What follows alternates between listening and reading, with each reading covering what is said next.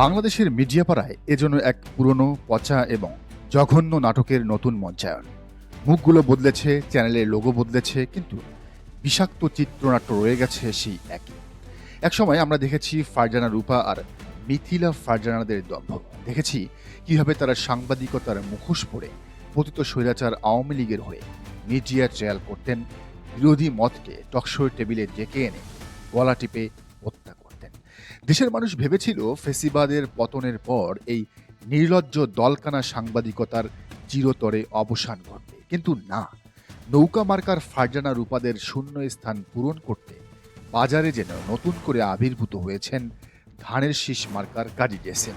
তবে এবার আর নীরবে এই নোংরা মিডিয়া ট্রায়াল মেনে নেয়নি কেউ। কাজী টিভির টকশো টাইমলাইন বাংলাদেশের সঞ্চালক কাজী জেসিনের বিরুদ্ধে এক চরম এবং সাহসী বিদ্রোহ ঘোষণা করেছেন বাংলাদেশ জামায়াতে ইসলামীর মনোনীত নারী সংসদ সদস্য মার্দিয়া মমতাজ। তিনি অত্যন্ত স্পষ্টভাবে এবং দৃঢ়তার সাথে এই দলকানা হোস্টের টকশো বয়কটের ঘোষণা দিয়েছেন। আর তার এই সাহসী সিদ্ধান্ত মুহূর্তের মধ্যেই সোশ্যাল মিডিয়ায় বিশাল ঝড় তুলেছে। নেটিজেনরা তাকে অকুণ্ঠ সমর্থন জানাচ্ছেন এবং একযোগে দাবি তুলছেন বিরোধী দলের বা জামায়াতের অন্য সবার উচিত কাজী জেসিনের এই সাজানো ফাঁদ বয়কট করা, এমনকি এনসিপিরও উচিত এই টকশোতে না যাওয়া, কাজী জেসিনের টকশোতে না যাওয়া। মার্দিয়া মমতাজ ঠিক কি এমন পরিস্থিতির শিকার হয়েছিলেন যা তাকে এই চরম সিদ্ধান্ত নিতে বাধ্য করল? তিনি তার অফিসিয়াল বিবৃতিতে ফেসবুকে যে ভয়াবহ চিত্র তুলে ধরেছেন তা যে কোনো সুস্থ ও স্বাধীন সাংবাদিকতার জন্য এক চরম লজ্জাজনক লজ্জার। গাজী টিভির টাইমলাইন বাংলাদেশ প্রোগ্রামে তিনি ৩ থেকে ৪ বার অতিথি হিসেবে যুক্ত হয়েছিলেন, কিন্তু প্রতিবারই তিনি লক্ষ্য করেছেন এটি কোনো সুস্থ রাজনৈতিক বিতর্কের মঞ্চ নয়, বরং এটি একটি সুপরিকল্পিত কসাইখানা। টকশোর প্যানেল সাজানো হতো সম্পূর্ণ অসম এবং উদ্দেশ্য প্রণোদিতভাবে। ৩ জন আলোচকের মধ্যে মার্দিয়া মমতাজ থাকতেন একা, আর বাকি ২ জন থাকতেন তার সম্পূর্ণ বিপরীত মতের। অর্থাৎ খেলা শুরু হওয়ার আগেই ২-১ গোলে পিছিয়ে দেওয়া হতো তাকে। কিন্তু থ্রিলার তো এখানে শেষ নয়।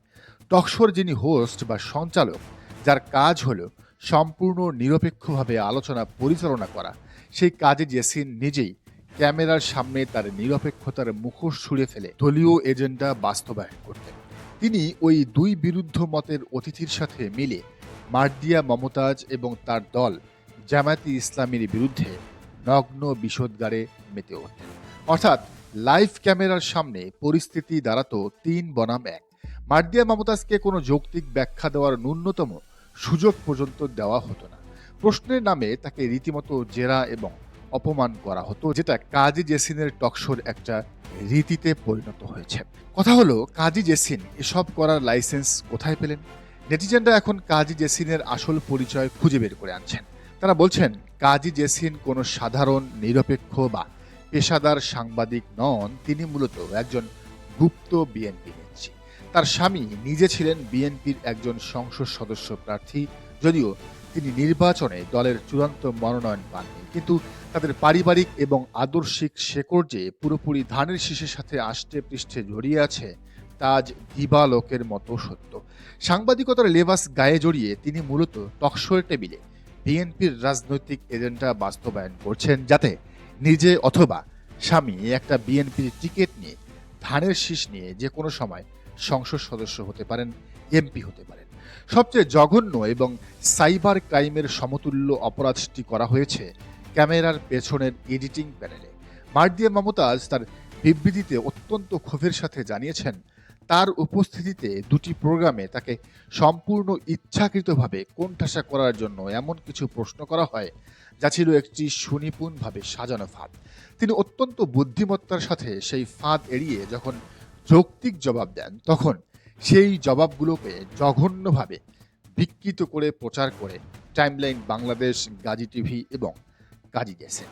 মূল কথার প্রসঙ্গ বা কনটেক্সট কেটে ফেলে দিয়ে স্রেফ তাকে এবং তার দলকে সোশ্যাল মিডিয়ায় ট্রোল করার জন্য, সাইবার বুলিংয়ের শিকার বানানোর জন্য সেই খণ্ডিত অংশগুলোকে আলাদা আলাদা করে ফ্রেম করে ইন্টারনেটে ছড়িয়ে দিয়েছে কাজী জেসিন। একটি জাতীয় গণমাধ্যম যখন তাদের নিজস্ব অতিথিকে সাইবার ট্রোলারদের হাতে তুলে দেওয়ার জন্য এডিট করা ভিডিও ছাড়ে, তখন বুঝতে হবে সেই মিডিয়ার নীতি নৈতিকতা কতটা তলানিতে গিয়ে ঠেকেছে। আর এত বড় সাইবার ক্রাইম বিকৃত এবং অপমানের পরও গাজী টিভি ওই অনুষ্ঠান কর্তৃপক্ষ বা এর সঞ্চালক কাজী জেসিন বিন্দুমাত্র দুঃখ প্রকাশ করেন। তাদের এই নীরব দম্ভ প্রমাণ করে এটি কোনো অনাকাঙ্ক্ষিত ভুল ছিল না, এটি ছিল একটি সুনিপুণ মাস্টার প্ল্যান।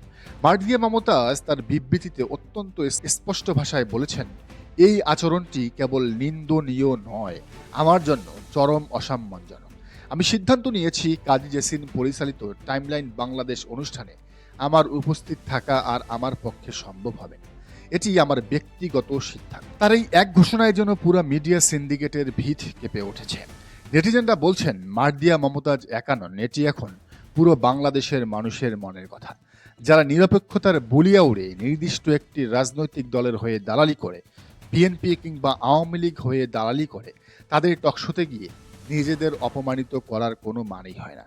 রাজনৈতিক বিশ্লেষকরা এই ঘটনাকে অত্যন্ত গভীর উদ্বেগের সাথে দেখছেন।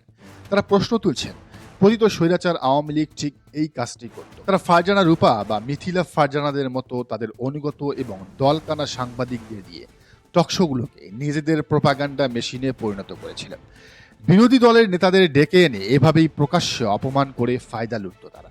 আজ বিএনপি ক্ষমতায় এসে যদি তাদের অনুগত সাংবাদিকদের দিয়ে সেই একই ফেসিবাদী এবং দমনমূলক আচরণ শুরু করে, তবে এই নতুন বাংলাদেশের স্বপ্ন কোথায় গিয়ে দাঁড়াবে?